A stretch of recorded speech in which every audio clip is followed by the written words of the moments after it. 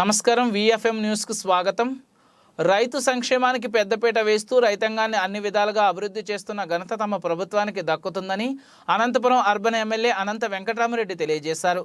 గురువారం అనంతపురం నగరంలో మార్కెట్ యార్డ్లో 2,10,00,000 వ్యయంతో కవర్డ్ షెడ్ ప్రారంభోత్సవ కార్యక్రమానికి ఆయన ముఖ్య అతిథిగా హాజరయ్యారు. మార్కెట్ యార్డ్ చైర్మన్ ఫయాజ్ ఆధ్వర్యంలో ఏర్పాటు చేసిన కార్యక్రమంలో మార్కెట్ యార్డ్ అభివృద్ధికి పెద్ద ఎత్తున నిధులు కేటాయించి అభివృద్ధి చేస్తున్నామని తెలియజేశారు. మార్కెట్ యార్డ్లో త్వరలో పండ్ల కోసం ప్రత్యేకంగా కోల్డ్ స్టోరేజ్ షెడ్ను ఏర్పాటు చేస్తామన్నారు. తాడపత్రు రోడ్లో ఉన్న మార్కెట్ని ఇక్కడికి తరలించేందుకు చర్యలు తీసుకుంటున్నామని, త్వరలోనే కార్యక్రమాన్ని పూర్తి చేస్తామన్నారు. ఆ రోజు ఓపెన్ చేయించాము. ఆ రోజు మార్కెట్ వస్తే ఇంట్లో వాళ్ళందరికీ తర్వాత ఇంకా ఈ మార్కెట్ ఇప్పట్లో మన మార్కెట్ యార్డు మొట్టమొదటి 210 మన డబ్బులు పోయాయి. ఇప్పుడు 4 కోట్ల మన చైర్మన్ గారు, మార్కెట్ యార్డ్ వైస్ చైర్మన్ గారు ఇద్దరు కూడా పాలకవర్గ సభ్యులు అందరూ కలిసి మార్కెట్ యార్డ్ని అంత ప్యూరిటీగా ఎలాంటి కరెక్షన్ లేకుండా ఇక్కడ ఉన్నటువంటి కార్మికులకు కానీ, వ్యాపారస్తులకు కానీ, రైతులకు కానీ ఎలాంటి ఇబ్బంది కలగకుండా మార్కెట్ యార్డ్ని నడిపిస్తున్నారు. మరి ఒకసారి మా సిబ్బంది అందరి తరఫున కూడా మన ఎమ్మెల్యే గారికి, చైర్మన్ గారికి, పాలకవర్గ సభ్యులకి అందరికీ కూడా కృతజ్ఞతలు తెలియజేస్తున్నాను.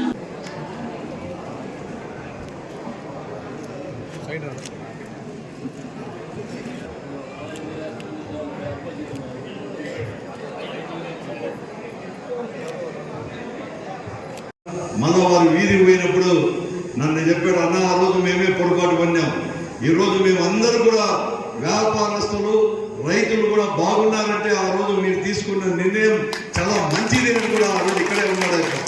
వ్యాపారస్తులందరికీ కూడా చెప్పడం జరిగింది. క్రమంగా కూడా అంచెలంచెలంగా కూడా ఏర్పడి ఈరోజు అభివృద్ధి చెంది ఈ అనంతపురం నగరానికి సంబంధించిన మార్కెట్ అయినా కూడా రైతాంగానికి సంబంధించినంత వరకు మరీ ముఖ్యంగా చీనా కాయలకు కూడా, ఎందుకంటే అనంతపురం జిల్లా ఈనాడు భారతదేశంలో ఒక హబ్బుగా చీనా కాయలకు హబ్బుగా కూడా ఏర్పడతా ఉంది. ఎందుకంటే ఎక్కువ మంది కూడా పండిస్తున్నారు కూడా ఈరోజు ఇక్కడ కూడా మార్కెట్ కావాలని చెప్తున్నాం. అందుకోసమే అందరికీ నేను ప్రత్యేకంగా కూడా వారిని కూడా వ్యాపారస్తులు కూడా అభినందిస్తున్నాను.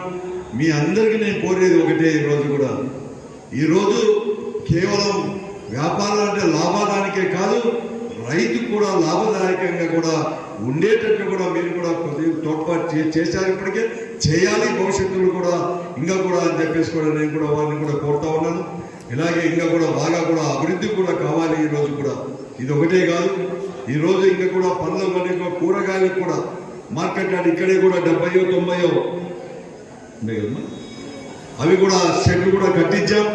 అవి కూడా త్వరలోనే కూడా, ఎందుకంటే సోమశేఖర్ రెడ్డి గారు ఉన్నారు పాపం, ఎంత కూడా బిల్లు రాకపోయినా కూడా దీన్ని కూడా తయారు చేశాడు. అది కూడా 60-70% కూడా పూర్తి అయింది. త్వరలోనే అది కూడా పూర్తి చేసి ఈరోజు వారికి కూడా తీసుకొని రావాలని చెప్పేసి భవిష్యత్తులో అన్ని దగ్గర ఇక్కడ ఒక కోల్డ్ స్టోరేజ్ కూడా ఇక్కడ అనేది కూడా ఉండాలన్న దానికి కూడా ప్లాన్ చేయండి. ఎందుకంటే నాట్ ఓన్లీ ఫర్ ఫ్రూట్సే కాదు, వెజిటేబుల్స్ అందరికి కూడా ఇక్కడ పండించే వారికి కూడా వెజిటేబుల్స్ కూడా అంటే హోల్సేల్ మార్కెట్ కూడా ఇక్కడికి తీసుకొని రావాలి. దానికి కూడా ఒకటి కూడా ఇక్కడ కూడా ఒక కోల్డ్ స్టోరేజ్ కూడా తప్పకుండా కూడా మార్కెట్ యార్డ్ యొక్క ఆధ్వర్యంలోనే, ఎందుకంటే అదే కొంతమంది వ్యాపారస్తులకు ఇస్తే అది ఎటువంటి రేట్లు ఉంటాయి కాబట్టి పెద్దగా ఉపయోగకరం ఉండదు రైతాంగానికి. కాబట్టి రైతాంగానికి ఉపయోగపడేటట్లు కూడా ఇక్కడే కూడా ఒక కోల్డ్ స్టోరేజ్ కూడా స్థాపించడానికి కూడా త్వరలో నేను నిర్ణయం తీసుకుంటుందని చెప్పేసి కూడా చేస్తున్నాను. నేను అందుకోసమే బాగా కూడా ఆలోచన చేశాను ఇక్కడ కూడా, ఎందుకంటే ఈ రాష్ట్రంలో నేను చూశాను 2 సంవత్సరాలకు మారుస్తాను, కానీ నేను 5 సంవత్సరాలు పూర్తిగా ఉంటే ఈరోజు అనేది కూడా తప్పకుండా కూడా అభివృద్ధి అవుతుందని చెప్పేసి 5 సంవత్సరాలు కూడా చైర్మన్ కావచ్చు, వైస్ చైర్మన్ కావచ్చు, పాలకవర్గ సభ్యులు ఎవరిని కానీ మార్చకుండా కూడా పెట్టిన ఘనత కూడా మన ముఖ్యమంత్రి జగన్మోహన్ రెడ్డి గారిదే. దానివల్ల ఫలితం అనేది కూడా ఎలా ఉంటుందో కూడా ఈరోజు కూడా రాష్ట్రానికి కూడా చేసి చూపెట్టినట్టు కూడా అయింది. అదే కాకుండా మీకు అందరికీ కూడా తెలుసు, ఈరోజు పేదవారి సంక్షేమం దగ్గర నుంచి కూడా రైతుల యొక్క సంక్షేమం గురించి కూడా ఆలోచన చేసేవాడు మన ముఖ్యమంత్రి జగన్మోహన్ రెడ్డి గారు కూడా. అందుకోసమే ఈరోజు రైతు భరోసా దాని కింద కానీ, అలాగే అనేక కూడా ఏ రోజు నష్టపోయినా కూడా అక్కడికప్పటికే ఒకప్పుడు ఎప్పుడో ఇన్పుట్ సబ్సిడీనో ఇన్సూరెన్స్ 6 నెలల తర్వాత అంటే పంట పండిన తర్వాత మళ్ళా ఖరీఫ్ సీజన్ లో వచ్చేది. కానీ ఈ రోజు అలా కాకుండా ఏ సీజన్ లో నష్టపోతే ఆ సీజన్ లోనే ఇచ్చేదానికి కూడా ఈరోజు జగన్మోహన్ గారు నిర్ణయం తీసుకొని ఈ 5 సంవత్సరాలు అమలు పరిచింది కూడా రైతాంగం కూడా చూశారు. ఈ రోజు జగన్మోహన్ గారు ముఖ్యమంత్రి అందరూ కూడా చూశాం. 2004 నుంచి 2014 వరకు కూడా కరువు లేదు ఈ జిల్లాలో.